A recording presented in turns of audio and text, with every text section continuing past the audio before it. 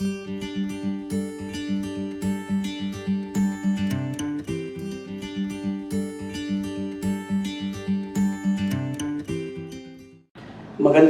umaga muli sa inyong lahat, mga kapatid, sa inyong mga kanya-kanyang mga tahanan at bawat isa sa atin. At sa panimula ng ating dalanginan, umawit tayo ng papuri at parangal sa ating Panginoong Diyos.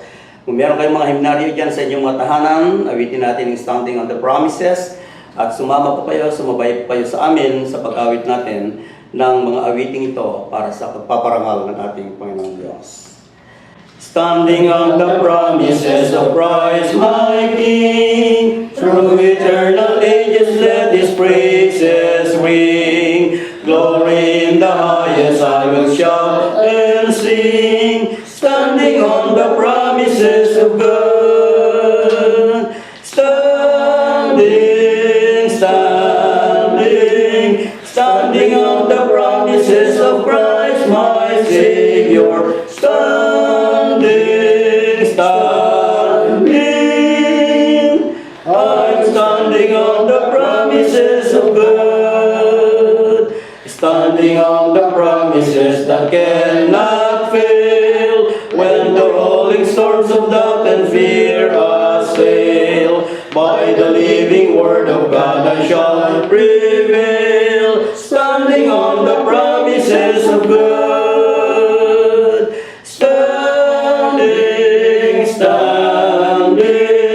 Standing on the promises of Christ my Savior. Standing, standing, I'm standing on the promises of God. Standing on the promises of Christ the Lord, bound to Him eternally by love's strong cord, overcoming daily with the Spirit's sword, standing on the promises of God.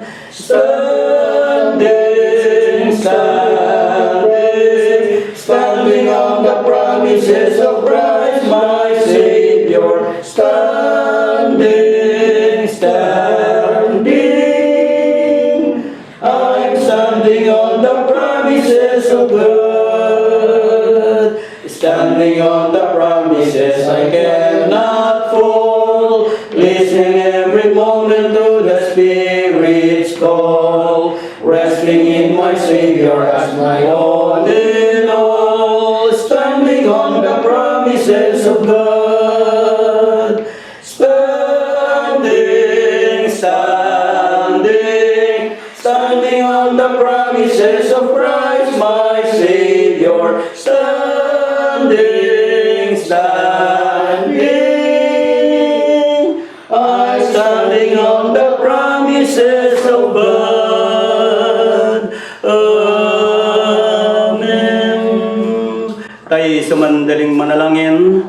Nais naming purihin at pasalamatan ang iyong dakilang pangalan, dakila naming Panginoon Diyos. Dinala mo kami sa bahay dalanginang ito.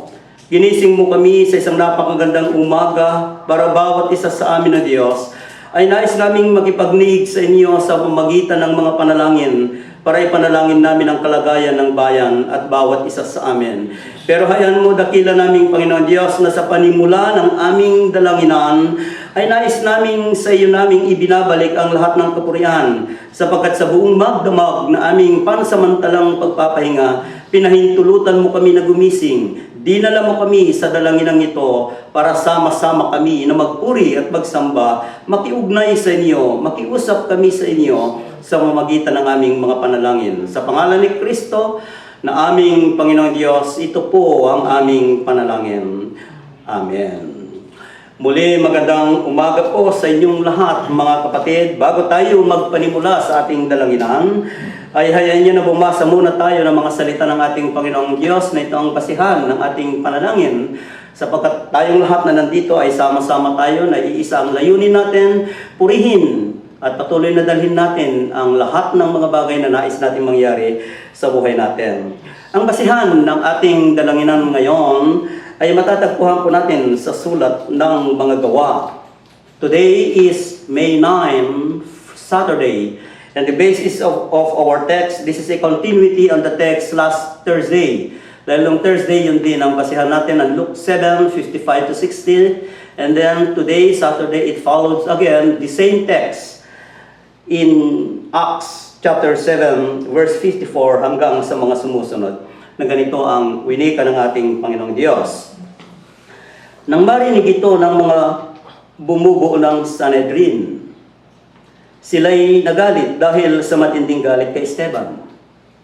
Ngunit si Esteban, napuspos ng Espiritu Santo, ay tumingin sa langit at nakita ang maningning na liwanag sa paligid ng Diyos. At si Jesus na nasa kanyang kanan. Bukas ang kalangitan, sabi niya, at nakikita ko ang anak ng tao na nasa kanan ng Diyos. Tinakpan nila ang kanilang tainga at nagsigawan. Pagkatapos sabay-sabay silang dumaluhong sa kaniya, kinaladkad nila si Esteban hanggang sa labas ng lungsod upang batuhin. Hinubad ng mga saksi ang kanilang mga kasuotan at iniwan sa isang binatang nagagalang Saulo. At pinagbabato nila si Esteban. Nananalangin naman ng ganito, Panginoong Jesus, tanggapin mo ang aking espiritu. Lumuhod si Esteban at sumigaw ng malakas, Panginoon, huwag mo na po silang panagutin sa kasalanang ito. Idaragdag ang biyaya at ang pagpapala ng ating Panginoong Diyos sa pagkabasa at pagkarinig natin sa kanyang mga salita. Patuloy tayo'y manalangin. Papuri at parangal dakila naming Panginoong Diyos sa mga salita na binasa namin. Hayaan mo na sa mga ilang sandali, tunghayan mo kami at makita namin ang kahulugan nito. At higit sa lahat, ito ang basihan ng aming panalangin sapagkat dalanginan ang sadya po namin sa umagang ito. Sa pangalan ni Kristo na aming Panginoong Diyos, ito po ang aming panalangin. Amen. Muli sumainyo ang pagpapala at ang biyaya ng ating Panginoong Diyos sa napakagandang umaga na muling kaloob ng ating Panginoong Diyos. Galing tayo sa ilang mga oras na pagpapahinga natin. At sa pagpapahinga natin, hindi natin alam kung ano ang mangyayari sa atin. Ngunit dahil sa biyaya at pag-ibig ng Diyos, ginising muli niya tayo, binigyan ng panibagong buhay, binigyan ng kalakasan, binigyan ng bagong pananampalataya para tayo ang sumigaw sa labas. Ipahayag natin kung gaano kabuti ang ating Panginoong Diyos sa lahat ng kanyang mga ginawa sa atin, katulad ni Esteban. Kilalanin natin ang ating mga kapatid na ngayon ay nasa daan. We would like to recognize those who are part of the frontliners. The frontliners is like Esteban, who at the middle of circumstances arises in the life of Esteban. Patuloy na isinisigan niya ang kanyang paniniwala at pananampalataya sa ating Panginoong Diyos. Marami ng mga frontliners na namatay, mga lingkod ng Diyos na tinawag sa iba't ibang mga tungkulin. Tayong lahat ay frontliners. Tayong mga manggagawa ay frontliners natin. Frontliners tayo in spiritual life. At sila naman ay frontliners in physical conditions sa buhay na kanilang kinalalagyan. Sila ay nasa labas para isigaw, gumawa ng mabuti sa gitna man ng trahedya na kanilang kinakaharap. We would like also to recognize Sister Roslyn, isang nurse na ngayon ay nasa Mary Johnson, isang mananampalataya na kaanib ng Iglesia ng San Pablo, isang mananampalataya na tapat, hindi siya natakot sa trahedya na kanyang kinasusuungan. At ngayon ay nasa isang lugar ngayon at isama natin sa panalangin sapagkat katulad din ni Esteban ang ating mga kapatid na ito. Hindi lamang sila ang i-recognize natin, ang dami nating i-recognize natin ngayon. There's a lot of Esteban in our community. Maraming mga katulad ni Esteban sa komunidad na sa gitna man ng kanilang sinusuong ay wala silang pagkatakot na sumuong sa gitna ng kapahamakan sa buhay. Sabagat bawat isa sa kanila, sa kanilang paniniwala, hindi man sila mga manggagawa, hindi man sila mga pastor, hindi man sila mga pari, hindi man sila mga imam, hindi man sila mga ministers. Pero tinawag sila ng ating Panginoong Diyos na nandiyan sa labas, nandiyan sa landasin, sa gitna ng dulot ng kamatayan na nasa kanilang buhay, patuloy pa rin na nandiyan sila para patuloy na ipahayag ang kabutihan ng Diyos sa kanilang mga ginagawa. This is a part of their calling. Now, balik tayo sa talata na ating pinagbabasihan. Who is Esteban? If you look at the life of Esteban, Esteban is a ordinary people. Tama? Isang laiko. Isang ordinaryong mananampalataya. Pero yung kanyang pananampalataya ay talagang matindi ang kanyang pananampalataya. Sapagkat hindi siya natakot sa mga Sanhedrin. Hindi siya natakot sa mga taong tumutulig sa kanyang mga ginagawa. Kaya if you read the whole chapter 7, matutunghayan nyo ang buhay, kasaysayan, pananampalataya, kagitingan at ang buhay ni Esteban na kanyang ginawa hanggang humantong na siya'y tinalagkad, binato at namatay. Bawat isa sa atin ay tinawag ng Diyos. We are like Esteban. Ano nga ba ang Esteban sa buhay natin? Tayo mga mananampalataya, every Sunday, we go to the church to nurture our spiritual life so that sa paglabas natin sa iglesia, magpapahayag tayo ng mga salita. Huwag tayong matakot sa gitna man ng mga bagay na kakaharapin natin sa buhay, sa gitna man ng mga tao na tumutulig sa atin sapagkat kasama natin si Kristo. Siya ang ipinapahayag natin. Batuhin man tayo ng mga tao, humantong man tayo ng kamatayan, hindi tayo matatakot sapagkat meron tayong pananampalataya kay Kristo. Allow me to share of this. There are 4.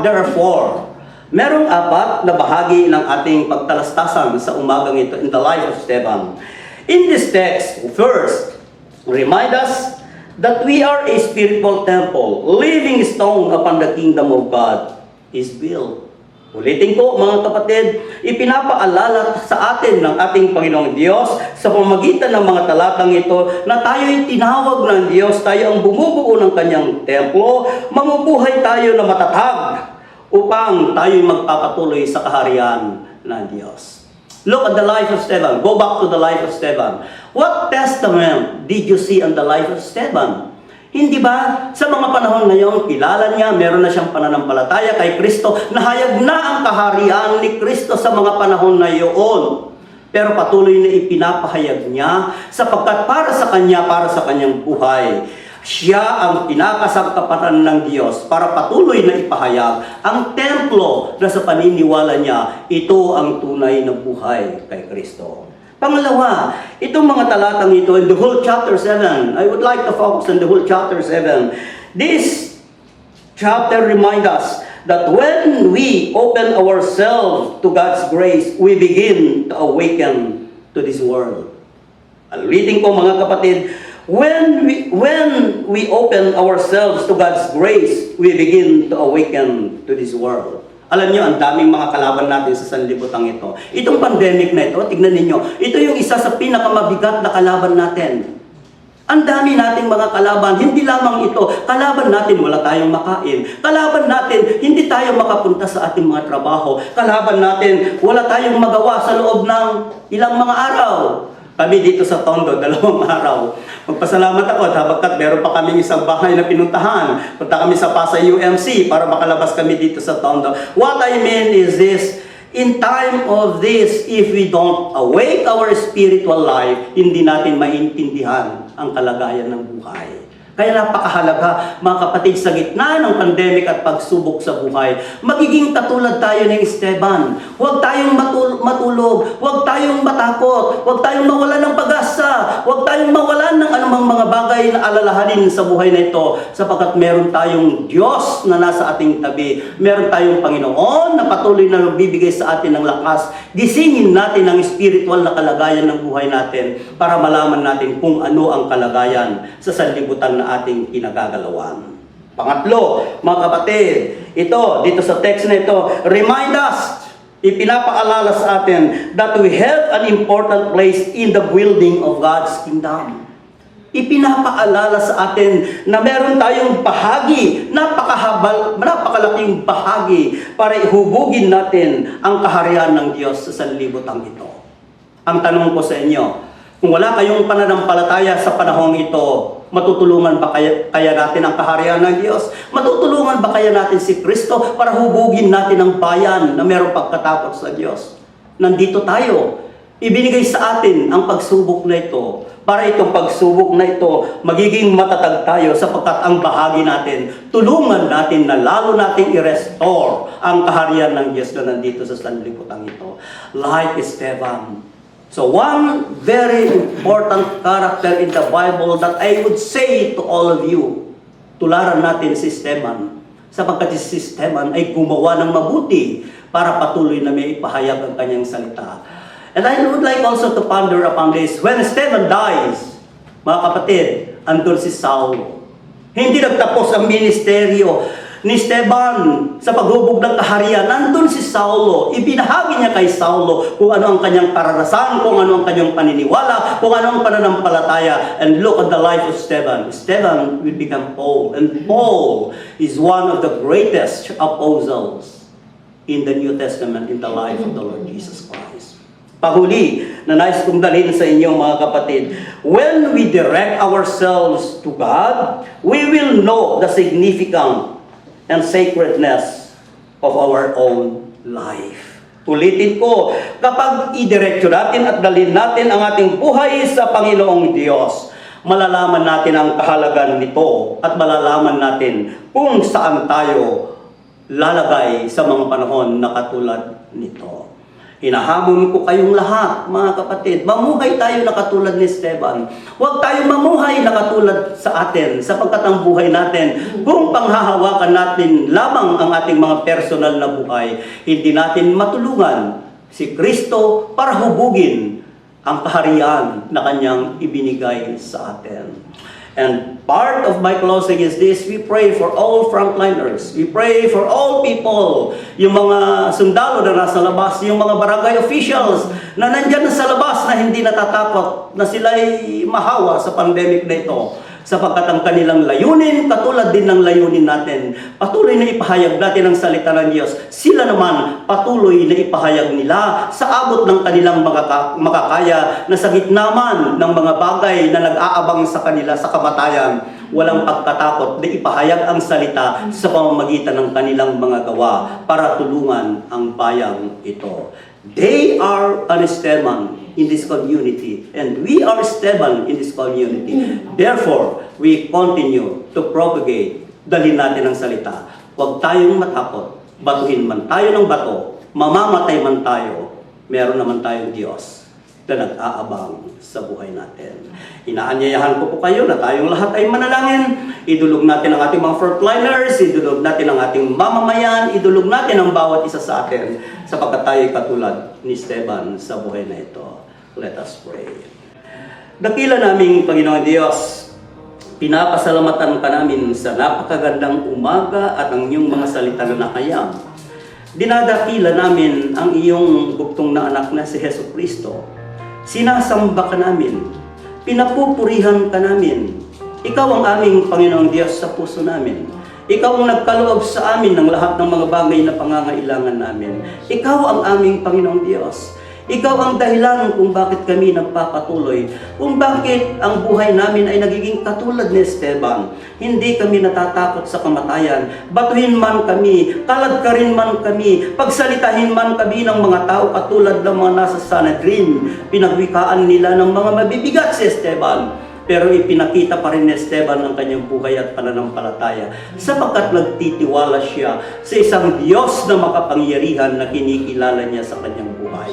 Kaya pinapupurihan namin ng aming Panginoong Diyos. Ikaw ang aming Panginoon, Ikaw ang aming buhay, Ikaw ang aming pag-asa, Ikaw ang aming kaligtasan. Patuloy na samahan mo kami, dahil araw-araw dinugunita namin ang kapangyarihan at kadakilaan ng iyong bugtong na anak na sa Hesus Kristo na dumating sa amin. Pinaniniwalaan ni Esteban, pinaniniwalaan naming lahat ang kapangyarihan ng Diyos na lumalang sa amin. Ito po ang aming panalangin sa pangalan ni Kristo na aming Panginoong Diyos. Amen.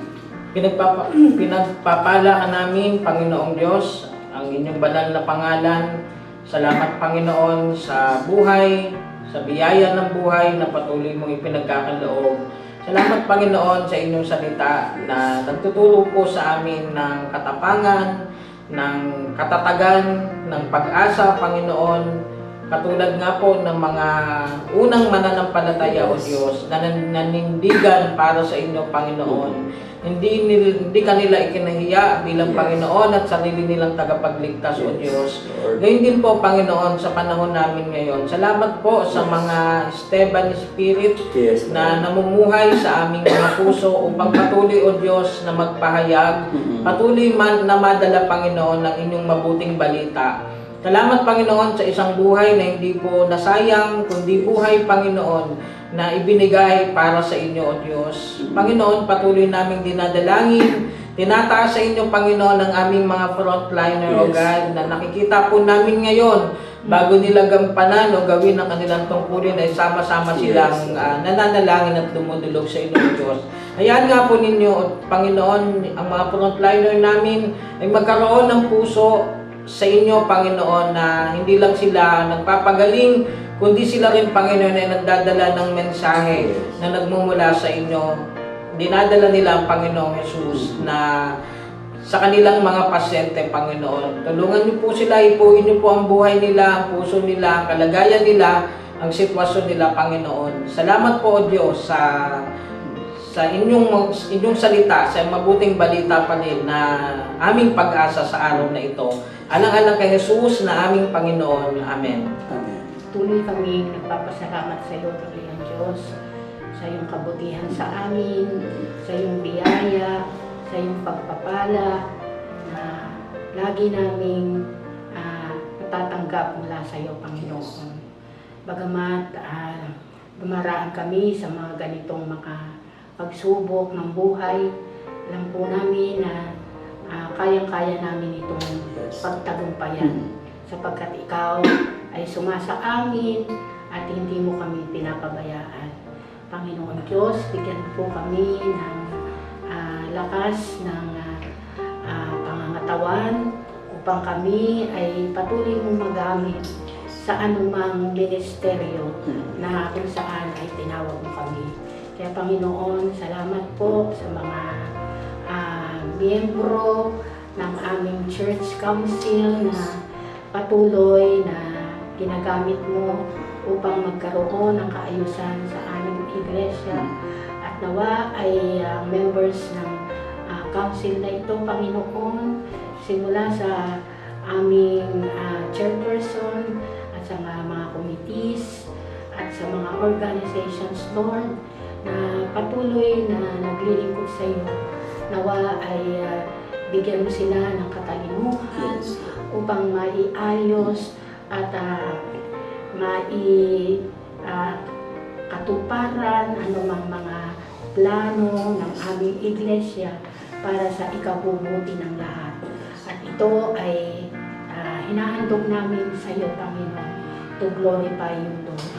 So, Lord, thank you sa lahat po ng mga pagsubok na ito na sabi mo nga sa 1 Corinthians 10 na walang pagsubok na hindi namin makakaya, na hindi dinaranas ng tao upang ito, Panginoon, ay mapagtagumpayan namin at ikaw mismo ang gagawa ng paraan para mapagtagumpayan namin ang mga nangyayari sa aming bansa, ang COVID-19 na ito na pandemic, na tunay na marami talagang sacrifice at nagbigay ng buhay alang-alang sa kanilang sinumpaang tungkulin. So Lord, thank you po at lagi po namin tinataas ang iyong banal na pangalan sa lahat po ng aming gagawin. Ito ay iniuukol namin sa iyo na aming Panginoon. Ito ang aming dalangin na may pagpapasalamat sa tanging pangalan lamang ni Jesus na aming Panginoon. Amen. Minamahal namin Diyos na makaparan sa lahat. Salamat po, Panginoon, sa aming narinig na mensahe na kami ay maging katulad ni San Esteban, a preacher of the gospel, na kahit mayroong banta ng kamatayan, dapat pa rin namin itaguyod ito sapagkat ito ang utos mo sa amin. Inalaga mo kami na maging tagapaghatid ng mabuting balita sa mga tao upang sila ay maligtas, Panginoon. tulungan niyo po kami sa aming ministry, lalo po sa simbahan ito, St. Yes, Paul United Lord. Methodist Church. Ang aming mga gagawin, Lord, lalo po sa Galilee Outreach Ministry, Yes. na marami pa kaming mahikayat na mga tao. At ganyan po sa aming school, mga estudyante, Lord, na tinalaga mo upang maipahayag po namin sa kanila ang iyong mabuting balita, Lord, na walang pagkatakot, na ihayag na walang ibang tagapagligtas dito sa lupa na ibinigay ng Diyos, kundi ang iyong anak na si Jesus. Panginoon, gamitin mo po kami na maging agent of transformation Yes. sa aming komunidad. Pagpalain niyo po ang aming mga ministry, ang ministerial team. Yes. Puspusin niyo po kami ng iyong banal na espiritu Yes. upang magawa namin ang iyong banal na kalooban na itinalaga mo sa amin, O Diyos. Yes. Panginoon, pagpalain niyo po kami. Yes. At lahat ng mga membro ng St. Paul United Methodist Church. At ingatan niyo po sila at lahat ng mga frontliners Yes. ng aming bansa. Ang aming hospital, Mary Johnston Hospital, ingatan niyo po ang mga doctors. Gamitin niyo po ang hospital nito upang ang mga mayroong karamdaman ay gumaling. Sa pamagitan nila, Panginoon, gumaling ang mga mayroong karamdaman. Lord, salamat din po sa buhay ni Aaron Singwa. Ingatan mo rin po siya. Ilayo niyo po siya sa masama. At ganyan po ang kanyang minamahal na asawa at magiging anak. Ang kanyang pamilya, Lord, ang kanyang mga magulang at ang kanyang mga biyanan. At ganyan po si Kuya Fred na nagmamalasakit sa iyong iglesia. Pagpalain mo rin po siya, Panginoon. Ang lahat na rito, O Diyos, at ang mga nakikinig, ingatan niyo po at pagpalain sila sa pangalan ni Jesus na aming pagtagapagligtas. Amen. Dalangin namin, O Diyos ay dinggin.